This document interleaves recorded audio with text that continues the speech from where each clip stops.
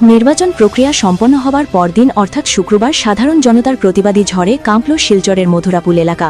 এদিন জমা জল নিষ্কাশনের দাবিতে শিলচর মধুরাপুল এলাকায় সড়ক অবরোধ ক্ষুব্ধ জনতার। প্রশাসনের আশ্বাসের পর অবরোধ প্রত্যাহার করেন এলাকার জনগণ।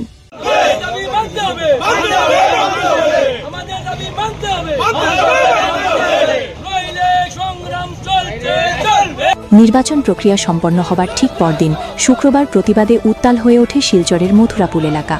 দীর্ঘদিনের জমা জলের সমস্যায় অতিষ্ঠ হয়ে এদিন রাস্তায় নামেন ক্ষুব্ধ স্থানীয় বাসিন্দারা। জল নিষ্কাশনের দাবিতে মথুরাপুল এলাকায় সড়ক অবরোধ করে তোলেন তারা, যার ফলে শিলচর ভিআইপি রোড এবং শিলচর মণিপুর রোডে তীব্র যানজটের সৃষ্টি হয়। পরিস্থিতি নিয়ন্ত্রণে রাখতে এলাকায় মোতায়েন করা হয় বিশাল পুলিশ বাহিনী। আন্দোলন তীব্র আকার ধারণ করলে অবশেষে প্রশাসনকে বাধ্য হয়ে জেসিবি মেশিন লাগিয়ে জমা জল নিষ্কাশনের কাজ শুরু করতে হয়। পরে প্রশাসনের আশ্বাসে সড়ক অবরোধ প্রত্যাহার করেন আন্দোলনকারীরা। স্থানীয়দের অভিযোগ, গত ৩-৪ বছর ধরে এলাকায় জল জমে থাকা সমস্যা ক্রমশ বাড়ছে।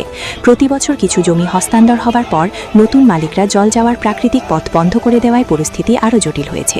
বহুবার আবেদন জানিয়েও সমস্যার স্থায়ী সমাধানে কোনো কার্যকর পদক্ষেপ নেওয়া হয়নি বলে অভিযোগ। এমনকি সদ্য সমাপ্ত নির্বাচনের দিনও এলাকার মানুষকে চরম দুর্ভোগ পোহাতে হয়েছে। জলাবদ্ধতার কারণে অনেকেই ভেলায় চড়ে ভোটকেন্দ্রে পৌঁছে নিজেদের ভোটাধিকার প্রয়োগ করেছেন।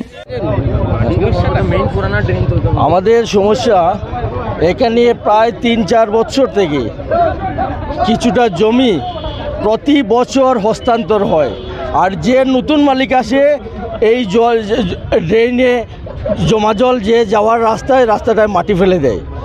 আমরা বারবার রিকোয়েস্ট করি, কিন্তু এই যে জল যাওয়ার কোনো বিকল্প ব্যবস্থা নেই। আমি আপনাকে আগেও বলেছি যে কালকে ভোট গিয়েছে, আমাদের মা বোনেরা বেলায় করে উঠে ভোট দিয়ে গিয়েছেন। আমাদের বাচ্চারা স্কুলে আসতে পারছেন না, আমাদের রুগীরা মেইন রুটে আসতে পারছেন না, দুলায় করে নিয়ে আসতে হচ্ছে। আমরা কি জঙ্গল রাজে এখানে আছি? আমরা কাছাড় জেলা প্রশাসন, ফ্লাড কন্ট্রোল, লোকাল আরক্ষী, প্রত্যেক স্থানীয় প্রতিনিধি প্রত্যেকের কাছে গিয়েছি। আমাদের কারুর এগেনস্টে কোনো প্রতিহিংসামূলক কিছু নেই। আমাদের যে জমা জল গভর্নমেন্ট যেদিকে ইচ্ছা সেই দিকে নিয়ে নিষ্কাশনের ব্যবস্থা করে দেখ। আর যদি না করেন তাহলে আগামীকাল থেকে আমরা আমরণ অনশনে এখানে বসবো। কমসে কম 3 থেকে 350 ফ্যামিলি জলের নিচে আছে। আপনারা গিয়ে সার্ভে করে দেখতে পারেন। হ্যাঁ, ওই রাস্তা নিষ্কাশনের, জল নিষ্কাশনের রাস্তাটা বন্ধ হওয়ার জন্য। বাচ্চারা স্কুলে যেতে পারছে না, অসুস্থ রোগীদের চেংদোলা করে চিকিৎসার জন্য নিয়ে যেতে হচ্ছে। এমন দুর্বিষহ অবস্থার মধ্যে দিন কাটছে স্থানীয়দের। প্রশ্ন উঠছে, এলাকার মানুষ কি তবে জঙ্গলরাজে বসবাস করছেন? কাছাড় জেলা প্রশাসন, বন্যা নিয়ন্ত্রণ বিভাগ, স্থানীয় পুলিশ এবং জনপ্রতিনিধিদের একাধিকবার দৃষ্টি আকর্ষণ করা হলেও এখনও পর্যন্ত কোনো ইতিবাচক পদক্ষেপ দেখা যায়নি বলে ক্ষোভ প্রকাশ করেছেন বাসিন্দারা। তবে তাদের দাবি, এই আন্দোলন কোনো প্রতিহিংসা নয়, বরং বাঁচার লড়াই। অবিলম্বে জল নিষ্কাশনের স্থায়ী সমাধান চান এলাকাবাসী, অন্যথায় আগামীকাল থেকে আমরণ অনশনের হুঁশিয়ারি দিয়েছেন তারা। বর্তমানে প্রায় 300 থেকে 350টি পরিবার জলাবদ্ধতার কারণে মারাত্মক সমস্যার মধ্যে দিন কাটাচ্ছেন।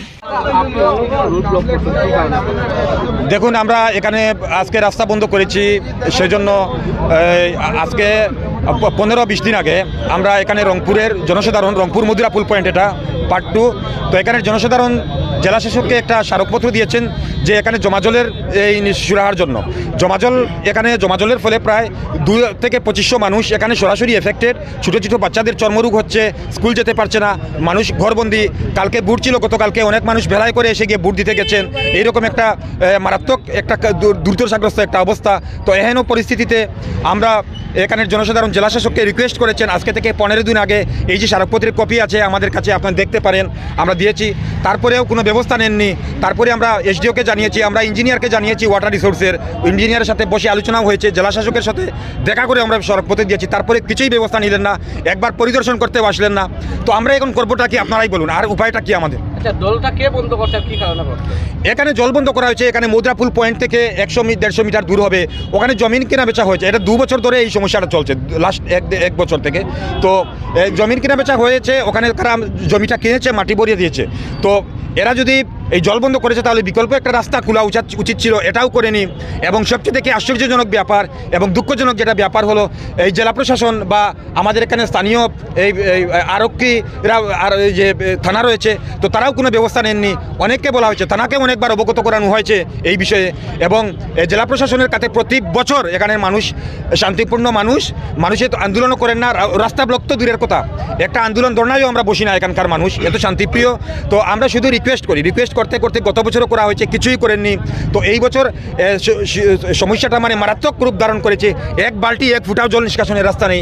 আমরা এখন করবোটা কি আপনারা বলেন? একটাই রাস্তা আছে।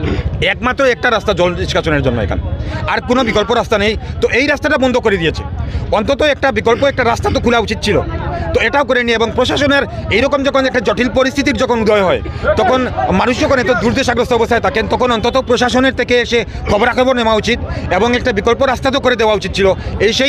এই সামান্যতম এই ন্যূনতম সৌজন্যটুকুও দেখাননি প্রশাসনিক লোকেরা। তো এই জন্য বলে আমাদের একটাই দাবি যে এখানে যে জল নিষ্কাশন এটা করতে হবে, জলটা জমা জলটা নিষ্কাশন করে দিতে হবে এবং জল যাওয়ার রাস্তাটা ক্লিয়ার করে দিতে হবে, বাস শেষ, আর কিছু দাবি নেই।